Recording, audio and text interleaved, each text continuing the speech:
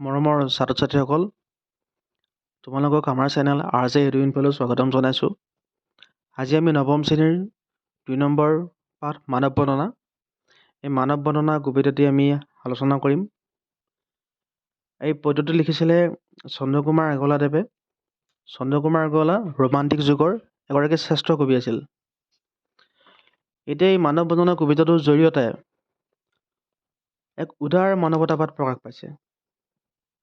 অৰ্থাৎ এই কবিতাটোৰ জৰিয়তে মানুহে মানুহকেই শ্ৰেষ্ঠ বুলি লৈ মানুহৰ মাজত পাৰস্পৰিক মৰম চেনেহ বিয়পাই দিয়াৰ জৰিয়তে নিজৰ জন্ম সাৰ্থক কৰিব পাৰে বুলি কৈছে। এতিয়া কেনেদৰে মানুহে এই মুহূৰ্ততেই অৰ্থাৎ এই পৃথিৱীতে স্বৰ্গসুখ লাভ কৰিব পাৰে তাকে এই কবিতাটোত দেখুওৱা হৈছে। আচলতে মানুহৰ শ্ৰেষ্ঠত্ব প্ৰতিপন্ন কৰাটো হৈছে এই মানৱ বৰ্ণনা কবিতাটিৰ প্ৰধান উদ্দেশ্য। এতিয়া আমি কবিতাটো আৰম্ভ কৰিম। মানৱ বৰ্ণনা। আহিছে মানুহ, গৈছে মানুহ, মানুহ মায়াবী জীৱ। আহিছে মানুহ, ইয়াত মানুহ অহাৰ কথা কোৱা নাই। ইয়াত মানুহে পৃথিৱীত জন্ম লাভ কৰাৰ কথা কৈছে। গৈছে মানুহ, ইয়াত আকৌ মানুহ যোৱাৰ কথা কোৱা নাই। যোৱাৰ কথাই কৈছে, কিন্তু এই পৃথিৱীৰ পৰা মেলানি মগাৰ কথা কৈছে। মানুহ মায়াবী জীৱ। মায়াবী মানে হৈছে মায়া মোহত আচ্ছন্ন ব্যক্তি, অৰ্থাৎ মায়া মোহ ভ্ৰান্তি উপজোৱা জীৱ। আৰু মায়াবী শব্দটোৰে আমাৰ মানুহ জাতিটোকেই বুজাইছে। অৰ্থাৎ আহিছে মানুহ, গৈছে মানুহ, মানুহ মায়াবী জীৱ। মানুহে এই পৃথিৱীত জন্ম লৈছে, আকৌ ইয়াৰ পৰা গুচি গৈছে, কিন্তু তথাপিও মানুহ মায়াত আবদ্ধ জীৱ। মানুহসূতৰ অন্ত নাইকিয়া, বুলিলে মৰত কিয়? যে মানুহসূতৰ অন্ত নাই। মানুহৰ এনেকুৱা সোঁত বৈছে ধৰালৈ যে মানুহ আহি আছে, অৰ্থাৎ জন্ম লৈ আছে, আকৌ ঢুকাইছে। এজন মানুহে যদি জন্ম লৈছে কোনোবা এটা সময়ত, সেই সময়ত হয়তো আকৌ কোনোবা এজন মানুহে এই পৃথিৱীৰ পৰা মেলানি মাগিছে। গতিকে এক অবিৰত সোঁতত মানুহ এই পৃথিৱীলৈ আহি আছে আৰু গৈ আছে। মানৱী জনম দিয়া উটুৱাই মানৱী কৰম হোতে। মানৱী জনম, মানুহ হিচাপে যে আমি পৃথিৱীত জন্ম লাভ কৰিছোঁ, এই মানৱী জনমক উটুৱাই দিব দিছে। কেনেকৈ? যে মানৱী কৰম হোতে। কৰম অৰ্থাৎ ইয়াত কৰ্মৰ কথা কৈছে। কেনেকুৱা কৰ্ম? যে মানৱীয়তাৰে ভৰা কৰ্ম। অৰ্থাৎ আমি এই পৃথিৱীত জন্ম লাভ কৰাৰ পাছত আমাৰ কৰ্মসমূহ মানৱীয়তাৰে ভৰা হ'ব লাগে, আৰু এই মানৱীয়তাৰে ভৰা কৰ্মৰে আমাৰ এই মানৱিক জীৱন সাৰ্থক কৰিব লাগে। মানুহৰ মৰম বুজিবা মানুহে, ধৰম যে মৰমতে। মানুহৰ মৰম বুজিবা মানুহে। আমি মানুহে মানুহৰ মৰম বুজি পোৱাটো উচিত। কাৰণ এই পৃথিৱীত মানুহে মানুহৰ সংগী। গতিকে মানুহ হিচাপে জন্ম ল'লে আমি নিজে যেনেকুৱা মানুহ, আমাৰ যেনেকুৱা আৱেগ অনুভূতি আছে, তেনেকৈ আন মানুহৰো আছে। গতিকে আমি প্ৰত্যেকক সন্মান জনাব লাগে আৰু প্ৰত্যেকক মৰম কৰিব লাগে। ধৰম যে মৰমতে। ধৰম মানে ধৰ্ম, ধৰ্ম যে মৰমতে। অৰ্থাৎ মানুহে মানুহক মৰম কৰা, ভাল পোৱা, সহযোগিতা আদিয়ে হৈছে প্ৰকৃত ধৰ্ম।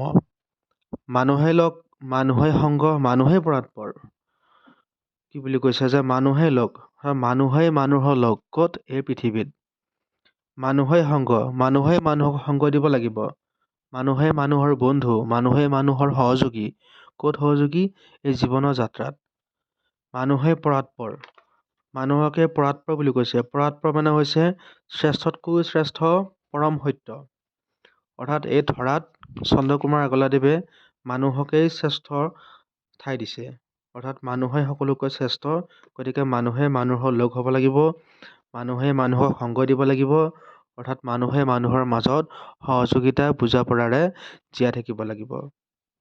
এই যে পৃথিৱী স্বৰ্গতো অধিক, এই পৃথিৱীখন স্বৰ্গতো অধিক বুলি কৈছে। অৰ্থাৎ স্বৰ্গতকৈও অধিক মানুহৰ নিজাপি ঘৰ। অৰ্থাৎ এই পৃথিৱীখন এই মানুহৰ কাৰণে, মানৱী জন্ম লোৱা প্ৰাণীসকলৰ কাৰণে স্বৰ্গতকৈও অধিক আপোন বুলি কৈছে। অৰ্থাৎ আমাৰ এই পৃথিৱীখন আমাৰ বৰ আপোন। গতিকে আমাৰ এই পৃথিৱীখনৰ প্ৰতি, অৰ্থাৎ এই পৃথিৱীখনৰ লগতে মানৱ ধৰ্মৰ প্ৰতি আমাৰ কিছু দায়িত্ব আৰু কৰ্তব্য আছে। গতিকে সেইসমূহ পালন কৰাটো গতিকে প্ৰয়োজন। মানুহে দেৱ মানুহে সেৱা মানুহ বিনে নাই কেৱ। এতিয়া চন্দ্ৰকুমাৰ আগলাদেৱে মানৱ বৰ্ণনা কবিতাটিত মানুহকে দেৱতাৰ স্থান দিছে। আমি দেৱতাক পূজা কৰোঁ, ভগৱানক মানো কিয়? কাৰণ আমি ভগৱানক শ্ৰেষ্ঠ জ্ঞান কৰোঁ। কিন্তু ইয়াত কবিয়ে মানৱীয়তাৰ ধৰ্মৰ দিশৰ পৰা মানুহকে শ্ৰেষ্ঠ জ্ঞান কৰিছে। গতিকে ইয়াত মানুহকেই দেৱ বুলি কৈছে। মানুহ বিনে নাই কেৱ আৰু মানুহৰ বিনে আৰু কোনো নাই। অৰ্থাৎ মানুহে মানুহক সংগ দিব লাগিব, মানুহে মানুহৰ লগ হ'ব লাগিব, মানুহে মানৱীয়তা কৰ্ম পালন কৰি নিজকে শ্ৰেষ্ঠ প্ৰতিপন্ন কৰিব লাগিব আৰু তেতিয়াহে মানুহৰ জীৱন সাৰ্থক হোৱাৰ আশা আছে।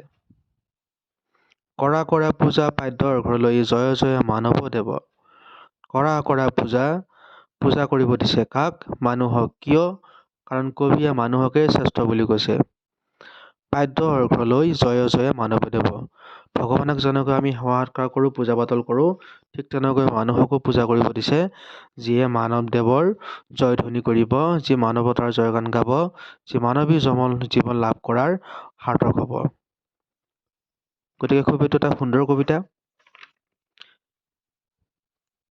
এই কবিতাটোৰ মাজেৰে চন্দ্ৰকুমাৰ আগলাদেৱে মানুহৰ শ্ৰেষ্ঠত্বই প্ৰতিপন্ন কৰিবলৈ বিচাৰিছে। খুব চমুকৈ একেবাৰে সহজ ভাষাত এই কবিতাটোৰ ভাঙনি, মূল ভাৱ মই তোমালোকৰ মাজলৈ লৈ আহিলোঁ। আশা কৰোঁ নিশ্চয় বুজি পাইছা। এবাৰ কেইটামান টান শব্দৰ অৰ্থ কৈ দিছোঁ একেবাৰতে। যে অৰ্ঘ্য মানে হৈছে পূজাৰ উপকৰণ। আমি যেতিয়া ভগৱানক পূজা কৰোঁ, দেৱ দেৱীক পূজা কৰোঁ, তেতিয়া কিছুমান উপকৰণ দিয়া হয় পূজাৰ লগত। গতিকে সেই উপকৰণসমূহেৰেই মানুহক পূজা কৰিব দিছে, মানুহৰে জয়গান গাব দিছে। কেৱ মানে হৈছে কোনো। ধৰ্মটোকেই ইয়াত লিখা আছে ধৰ্ম বুলি। নিজাপি মানে হৈছে সম্পূৰ্ণ নিজৰ। ময়াপীটো কেতিয়াবা পৰীক্ষাত অৰ্থ লিখা আহে। ময়াপী মানে হৈছে মায়া মোহ আৰু ভ্ৰান্তি উপজোৱা জীৱ। অৰ্থাৎ আমি মানুহবোৰৰ কথাই কৈছে। পৰাৎপৰ মানে হৈছে শ্ৰেষ্ঠতকৈ শ্ৰেষ্ঠ আৰু পৰম সত্য। পৰাৎপৰ বুলি ক'লে এনে ভগৱানকো বুজোৱা হয় যদিও ইয়াত কিন্তু কবিয়ে মানুহকেই শ্ৰেষ্ঠতকৈ শ্ৰেষ্ঠ বুলি আখ্যা দিছে। পাদ্য মানে হৈছে ভৰি ধুবলৈ দিয়া পানী। অৰ্থাৎ মানুহৰ ভৰি ধুবলৈ দিছে, ধুৱাবলৈ দিছে ভৰি। যেনে কিয়? কাৰণ মানুহকেই আটাইতকৈ শ্ৰেষ্ঠ ঠাই দিয়া হৈছে। এই মৰতত মানুহকে শ্ৰেষ্ঠ ঠাই দিয়া হৈছে। গতিকে মানুহেই মানুহৰ মৰম বুজিব লাগে, মানুহেই মানুহক পূজা কৰিব লাগে। মানুহক পূজা কৰাটোৱে মানুহৰ মাজত উচ নিচ জাতি বৰ্ণ ভেদাভেদ পাহৰি সকলোকে একেই সমান মানুহ বুলি ধৰি লৈ পূজা কৰিবলৈ দিছে। তাৰ ফলত কি হ'ব? মানৱতাৰ জয়গান হ'ব। গতিকে কোৱা হৈছে জয় জয় মানৱ দেৱ। ধন্যবাদ।